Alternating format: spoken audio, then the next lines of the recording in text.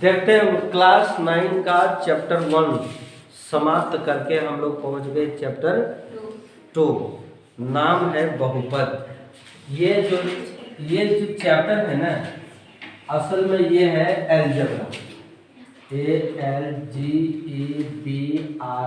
जिसको हम लोग कहते हैं बीज गणित। बीज गणित का ये चैप्टर है अलजेब्रा, और इसमें हम लोग पढ़ेंगे बहुपद। बहुपद पढ़ने से पहले हम पढ़ेंगे पद। पद क्या है उसको समझने के बाद हम बहुपद में जाएंगे। फिर बहुपद के बहुत सारे प्रकार हैं, उसको देखेंगे कौन कौन सारे बहुपद हैं सो नहीं, और उन बहुपदों का क्रियाकलाप एक्सरसाइज में दिया हुआ है, हम सब एक्सरसाइज देखेंगे। चैप्टर ये थोड़ा बड़ा है और ये थोड़ा हार्ड भी है, और इसमें तुमको हम बहुत सारा सर्व समीका भी बताएंगे, जो कि क्लास 8 में सर्व समीका पढ़े थे ना, a+b का होल स्क्वायर, a-b का whole square, a² + b², x + a × x + b। उसके अलावे और भी कई सर्व समीका हम यहाँ पर तुमको देंगे और सिद्ध करके देंगे, तुमको बता के देंगे। लंबा चैप्टर है, टाइम लगेगा इसको पूरा करने में। और इसी में तुमको एक चीज़ और बताएंगे, पास्कल्स ट्रायंगल। जैसे तुम कभी उसको याद रखोगे ना, तो कभी उसको भूलोगे नहीं कि फार्मूला हम कैसे तैयार करें। बाय मिस्टेक कभी फार्मूला भूल गया तो वो जो ट्रिक हम देंगे, उस ट्रिक से तुम कभी भी कहीं पर भी खेत पथार में नहीं, तुम आराम से उसको तैयार कर सकते हो वहीं पर बैठे बैठे। ठीक है, वो तैयार। तो सबसे पहले तुम जानो पद। अलजेब्रा में पद किसको कहते हैं और वो पद का निर्माण कैसे हुआ। बीज गणित में अंकों के साथ साथ अल्फाबेट का संयोग रहता है। अंकों के साथ साथ अल्फाबेट के कितने लेटर है, उसके स्मॉल लेटर उसके साथ गुना के रूप में रहता है, जोड़ के रूप में रहता है, घटाव और भागा के भी रूप में रहता है ना। लेकिन वो अल्फाबेट जरूर रहता है बीज गणित में। अल्फाबेट का स्मॉल लेटर, जिसको हम लोग लोअर केस कहते हैं नहीं, और उस प्रकार मिला करके उसको एक पद बनाता है। जैसे देखो, हमने यहाँ पर एक संख्या लिए 7। 7 को भी बीज गणित की भाषा में एक पद कहेंगे। ये भी एक पद है बीज गणित की भाषा में। हम लोग बीज गणित में हैं तो 7 को हम पद कहेंगे।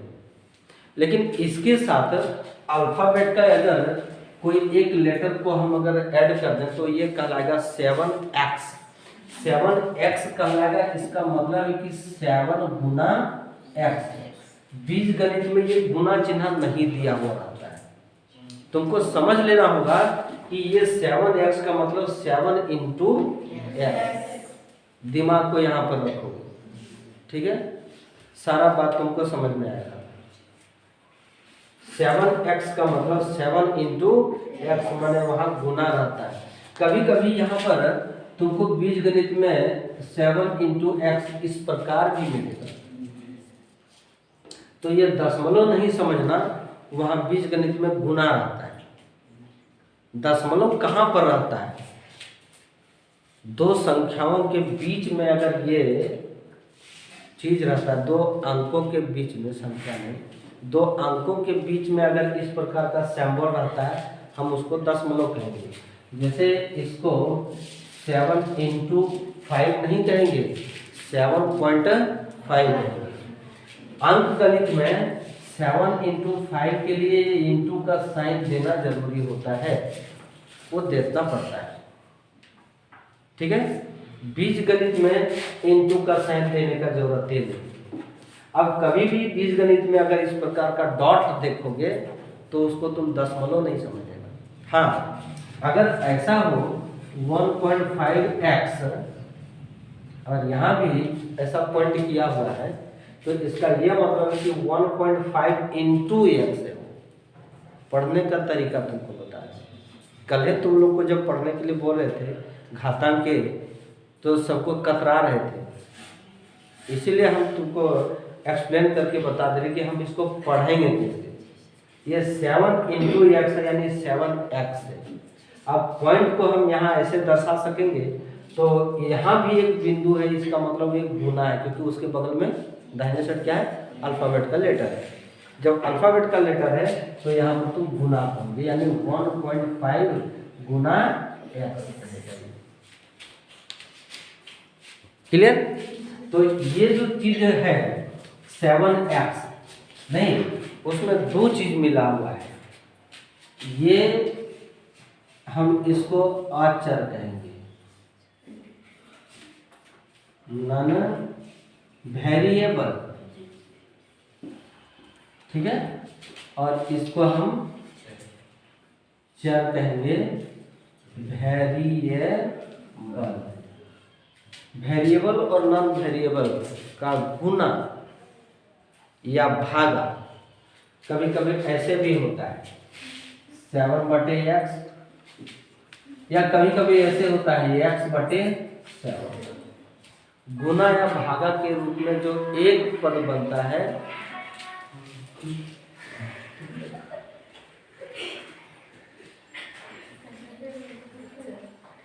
क्या है कृष्ण? सैया बनल हवलदार वाला गाना नहीं चलेगा यहाँ। चलो कोई बात नहीं है। तो ये दोनों मिल करके बनाता है पद, जिसको हम कहते हैं उसको टर्म। पद वो ये भी पद कहलाता है, और ऐसा है तो ये भी पद कहलाता है। अब यहाँ पर 7+x हो, ये भी पद है। x+7 हो, ये भी पद है।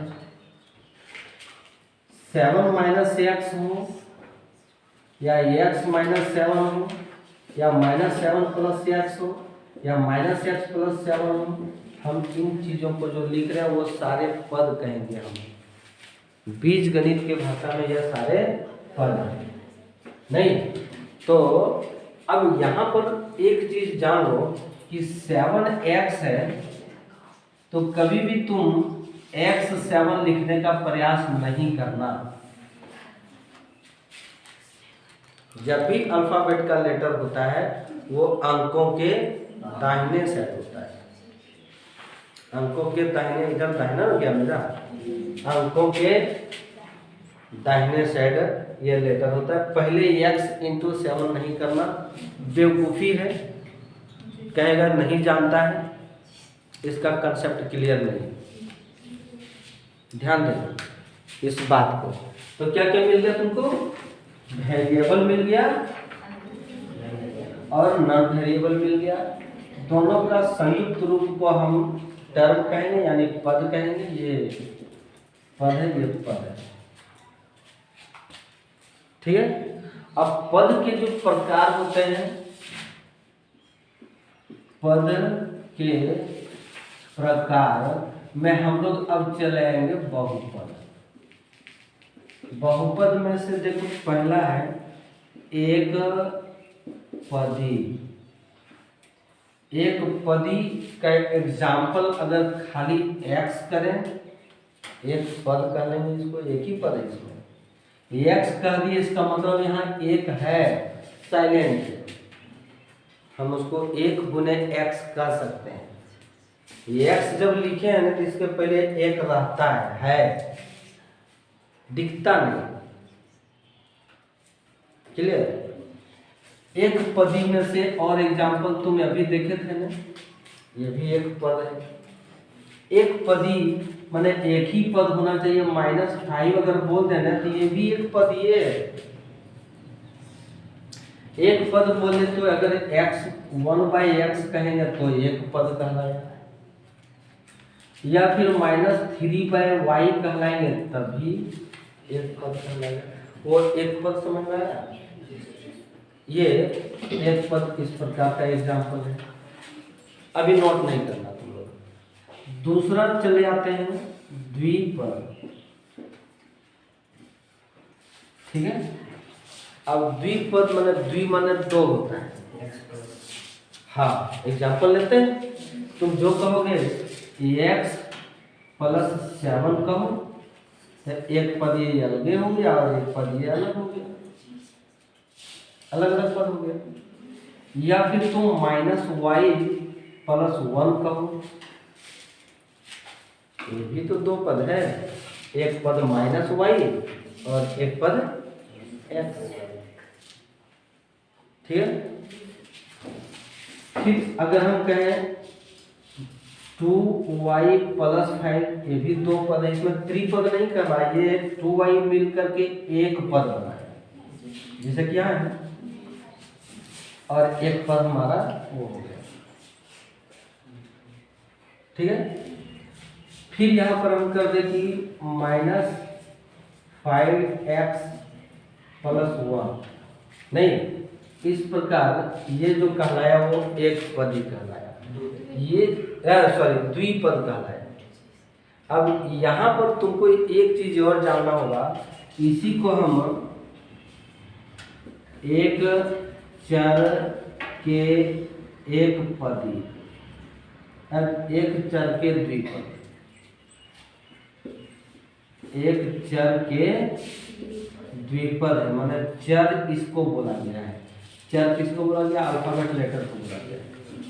इस द्विपद का ये भी नाम है, एक चर के द्विपद भी इसको हम कहते हैं, एक चर के द्विपद है ये, ठीक है।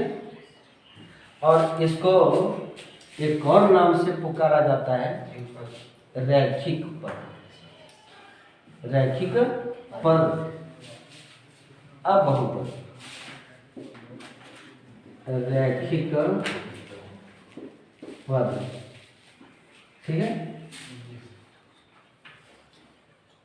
ठीक है।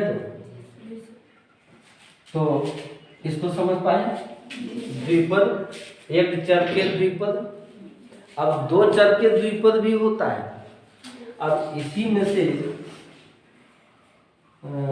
दो चर के द्विपद, दो चर के द्विपद को हम बता दें x प्लस वाई, ये द्विपद है, दो पद है इसमें, ये लेकिन इसमें चर क्या वो है, एगो x और एगो y है, तो द्विपद हो गया, और दो चर हो गया, ठीक है।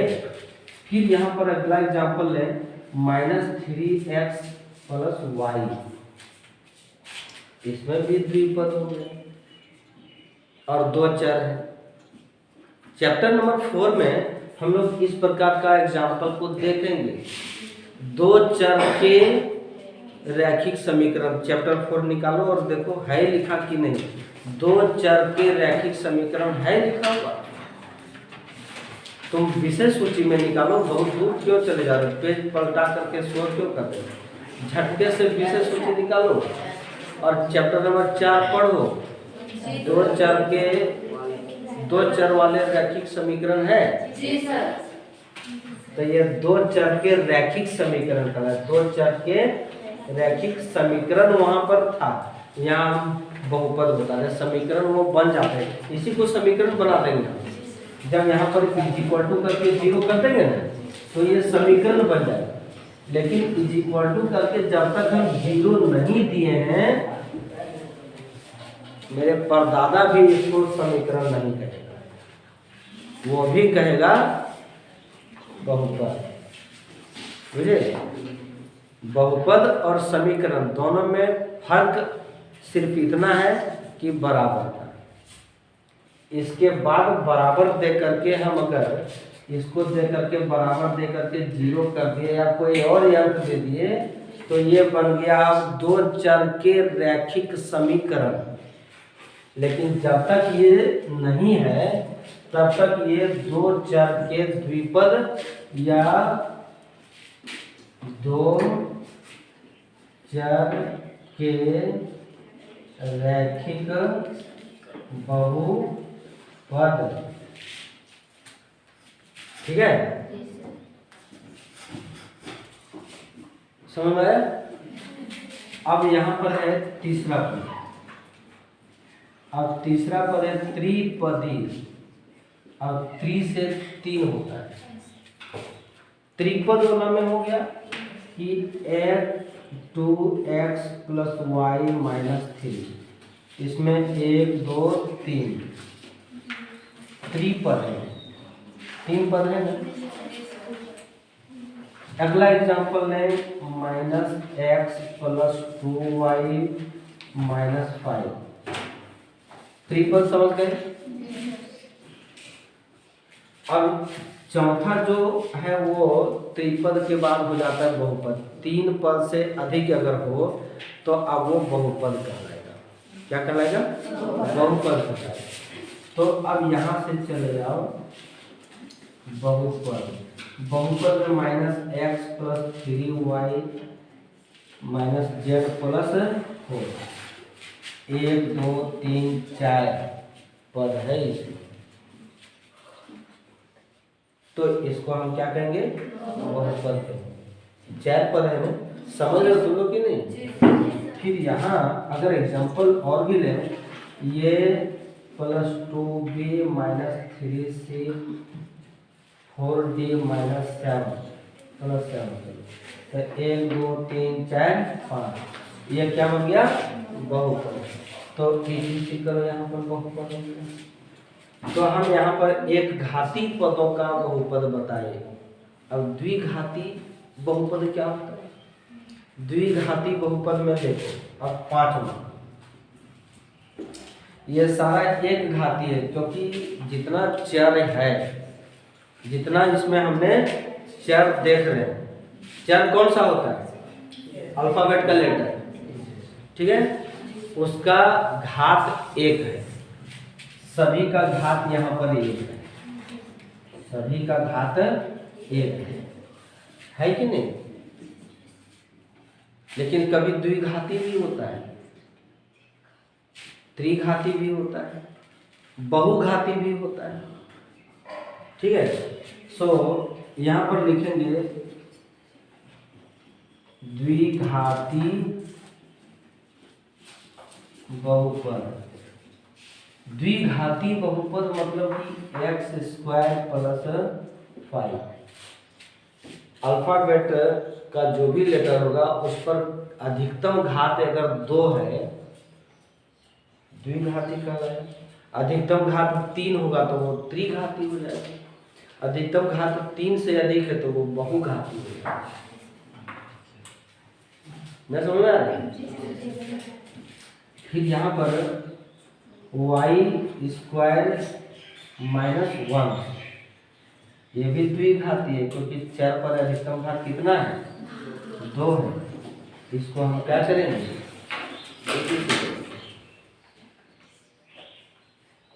करेंगे ना। तो ये द्विघाती हुआ। अब छठा नंबर में चले आप त्रिघाती बहुपद। अब त्रिघाती में अधिकतम घात कितना होना चाहिए? 3 होना चाहिए। तो x³ प्लस 5x² माइनस 7 है। तो ये त्रिपद, 1 पद 2 पद 3 पद है, लेकिन ये त्रिघाती भी है, 3 पदी भी है और त्रिघाती भी। हम जितना तुमको बता रहे हैं उसके आधार पर एक्सरसाइज 2.1 खत्म। बढ़िया से अगर समझे तो पूछने की जरूरत नहीं, फिर भी हम बताएंगे। त्रिघाती में तुम एक और एग्जांपल दे देते हैं, y³ माइनस 5y माइनस 3। ये भी जो है वो त्रिघाती ही कहलाता है क्योंकि 4 पर अधिकतम घात कितना है? 3 है, तो त्रिघाती कहलाएगा। अब 3 से अधिक वाले को हम कहेंगे बहुघाती। 3 से अधिक वाले को क्या कहेंगे? बहुघाती कहेंगे, ठीक है। तो ये हुआ तुम्हारा इसका कंसेप्ट यहाँ पर। इसके बाद आगे चल करके जो मिलेगा हमको उसी तरह हम बताते हुए चलेंगे। क्वेश्चन नंबर 2 में जो कहता है ना, वो कहता है कि जो दिया गया पद है उसमें x² का गुणांक बताइए। एक्स स्क्वायर का गुणांक बताने के लिए हम पहले ये देखें कि ये द्विपद है द्विपद। अब द्विपद है तो इसमें कौन कौन सा पद है? एक पद है पाई बटे 2x² और एक दूसरा पद है क्या? द्विपद है ना, द्विपद है। लेकिन अब कहता है कि एक्स स्क्वायर का गुणांक, एक्स स्क्वायर का गुणांक माने गुना जोड़ अंक, एक्स स्क्वायर के साथ गुना किया गया अंक कौन है? एक्स, इसमें देखो एक्स स्क्वायर के साथ यहाँ गुना चिन्ह दिया नहीं जाता है, तुमको पहले बोलो कौन सा अंक गुना है? पाई बटे 2। ये पाई बटे 2 जो है ना वो एक्स स्क्वायर का गुणांक है। एक्स स्क्वायर का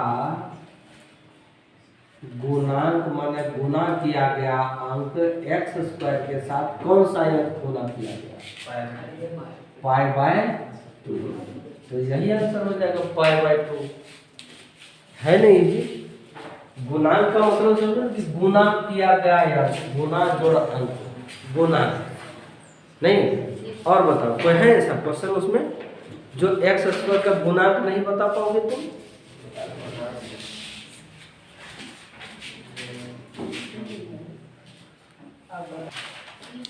क्वेश्चन नंबर 1 2 का 1 में ये त्रिपद है ना? त्रिपद तो त्रिपद है तो इसमें कौन कौन पद है? एक पद 2 है, एक पद एक्स स्क्वायर है, एक पद ये 3 पद है ना,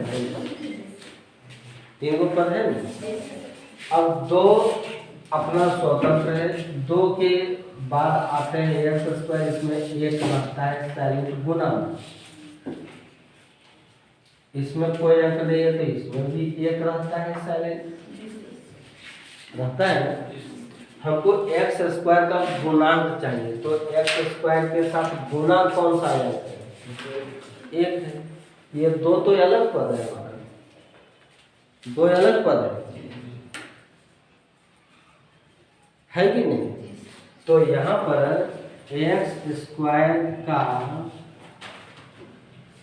गुणांक क्या हो जाएगा? 1। जब यहाँ कुछ नहीं है तो यहाँ एक रहता है तो ये 1 कर दो और यही आंसर नहीं, ठीक है क्या? तब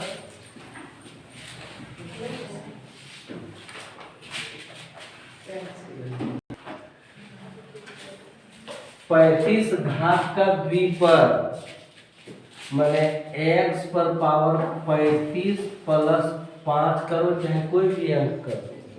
उदाहरण हो गया, आंसर नहीं मिलेगा हमारा। 2 पद भी होना चाहिए और 4 पद अधिकतम घात 35 भी होना चाहिए। तो 35 घात का द्विपद हो गया वो। 100 घात का एक पद y पर पावर तुम 100 कर दो, ये 100 घात का एक पद हो गया। क्या है?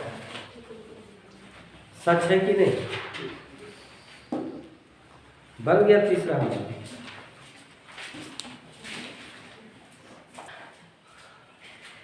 प्रत्येक बहुपद के घात लिखिए। नहीं, हालांकि आंसर में केवल 3 होगा, उसमें 1 होगा, तो यहाँ स्क्वायर होना चाहिए। तो उल्टा पलटा क्यों बोलते